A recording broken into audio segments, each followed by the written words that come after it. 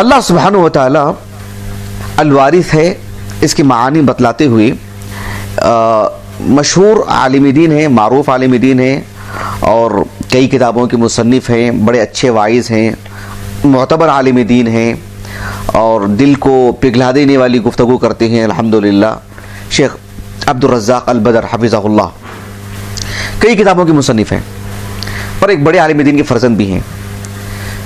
ان کی کتاب ہے فقہ الاسماء الحسنہ، اس میں الوارثوں کے تحت لکھتے ہیں وہ کہ معنی الوارث، الوارث کا معنی یہ ہے کہ یعنی الباقی بعد فناء الخلق، کہ پوری کائنات فنا ہو جائے گی، اس کی مخلوق فنا ہو جائے گی، ختم ہو جائے گی، لیکن یہ ذات باقی رہے گی۔ فَكُلُّ مَنْ سِوَاهُ زَائِلٌ وَكُلُّ مَنْ عَدَاهُ فَانٍ وَهُوَ جَلَّ وَعَلَا الْحَيُّ الَّذِي لَا يَمُوتُ الْبَاقِي الَّذِي لَا يَزُولُ إِلَيْهِ الْمَرْجَعُ وَالْمُنْتَهَى وَإِلَيْهِ الْمَآلُ وَالْمَصِيرُ وَيَرِثُ تَبَارَكَ الْخَلْقَ أَجْمَعِينَ لِأَنَّهُ باقٍ وَهُمْ فَانُونَ وَدَائِمٌ وَهُمْ زَائِلُونَ، یہ معنی انہوں نے بتلایا ہے۔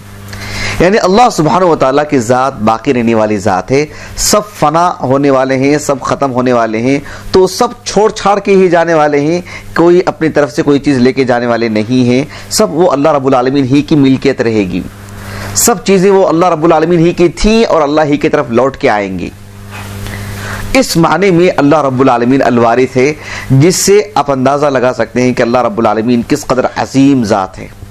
اللہ سبحانہ و تعالیٰ قدیر ہے، اللہ رب العالمین وهو القاہر فوق عبادی، اللہ رب العالمین فعال لما یرید ہے، اللہ رب العالمین یعنی اس کی طاقت کا اندازہ لگائیے کہ وہ دیتا ہے وقتی طور پر، اور پھر اپنا ایک نام رکھتا ہے الوارث، یعنی یہ بتلانے کے لیے کہ سب چیزیں اسی کی طرف آئیں گی لوٹ کے۔ یہ آسان بات نہیں، ایک مخلوق ایسی گفتگو نہیں کر سکتی ہے، انسان چاہے کتنا بھی بڑا ہو وہ بات یہ ایسی بات نہیں کر سکتا ہے، اس لیے کہ اس کے ذاتی اختیارات نہیں ہو سکتے، وہ اپنے بیس پہ نہیں رہ سکتا ہے، بلکہ دنیا کے بڑے بڑے بادشاہ، دنیا کے کروڑ پتی لوگ اگر انہیں اولاد نہیں ہوتی ہے تو اتنا سرمایہ رکھ کر کے وہ روتے بیٹھتے ہیں کہ ان کا کوئی وارث نہیں ہے، کس کو دے کے جائیں، کسی بچے کو گود لے لیتے ہیں، کبھی یہاں وہاں پھیلا کے چلے جاتے ہیں، اتنا انہیں درد ہوتا ہے، لیکن رب العالمین سبحان اللہ، اللہ رب العالمین نے کہا کہ وہ الوارث ہے، یعنی سب چھوڑ کے جائیں گے، سب منتقل ہو کے رب العالمین کی طرف آنے والی چیز ہے وہ۔ اللہ اکبر۔ اب دیکھیں اللہ رب العالمین یعنی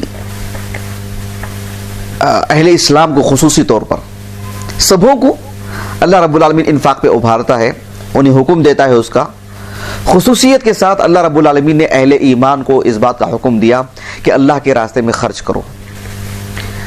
اس چیز کو سمجھانے کے لیے اللہ رب العالمین نے اس نقطے کو سامنے رکھا کہ اللہ کے راستے میں خرچ کرو، اس لیے کہ آپ اس دنیا سے چلے جائیں گے تو پھر آپ کو مال چھوڑ کے جانا پڑے گا، آپ کی حق میں نہیں رہے گا مال، وہ آپ کسی کو وارث بنا کے ہی جائیں گے۔ بہتر ہے کہ آپ کے پاس مال ہے، آپ کے اختیارات میں ہے، کچھ خرچ کر دو، ورنہ پھر اس مال کا کوئی اور وارث بنے گا۔ اور پھر سب سے اہم بات یہ ہے کہ سب خرچ کیجئے اپنے اپنے مال میں سے، اس لیے کہ سب کو دنیا چھوڑ کے جانی ہے، مال تو لوٹ کے ادھر ہی آئے گا، اللہ ہی کی طرف ساری چیزیں آئیں گی۔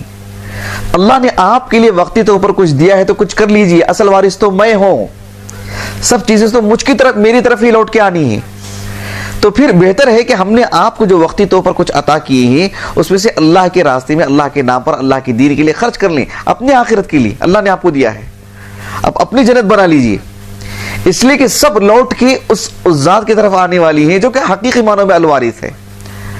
تو اللہ رب العالمین نے دیکھو فرمایا قرآن مجید میں سورۃ الحدید میں، آمنوا باللہ ورسولہ وانفقوا مما جعلکم مستخلفین فیہ فالذین آمنوا منکم وانفقوا لهم اجر کبیر۔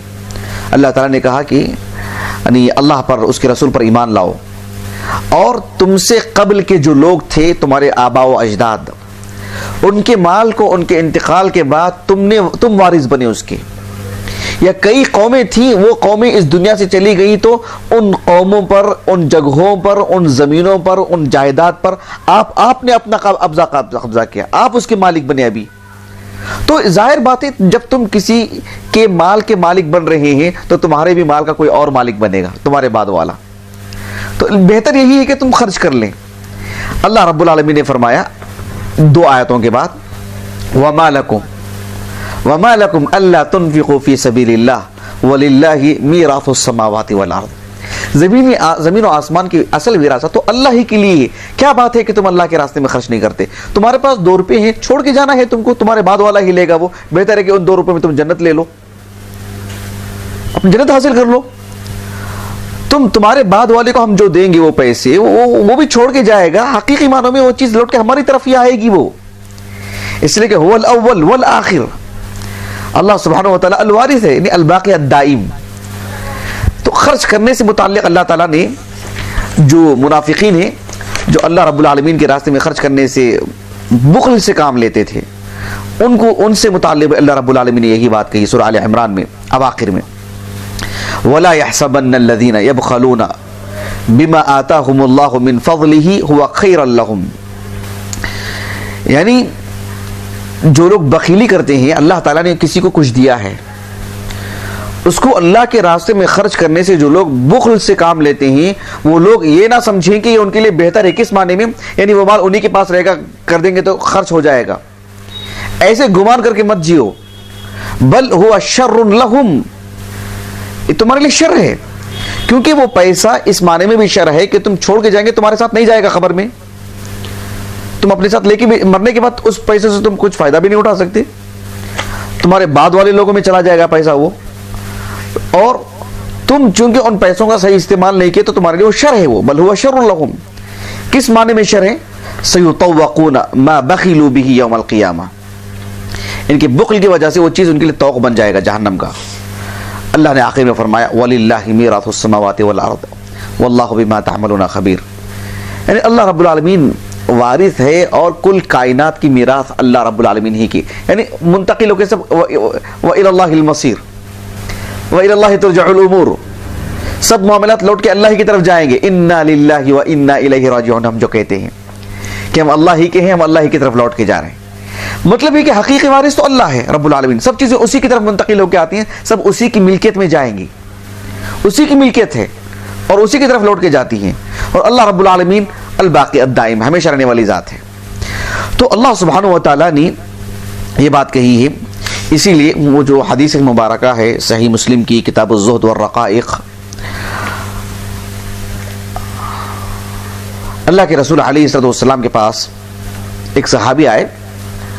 انہوں نے کہا کہ آپ علیہ السلام سورۃ الکوثر کی تلاوت کر رہے تھے، الہاکم التکاثر الہاکم التکاثر حتی زرتم المقابر. اللہ کے رسول نے کہا علیہ السلام کہ یقول ابن آدم مالی مالی، ابن آدم تو یہ کہتا ہے کہ میرا مال میرا مال.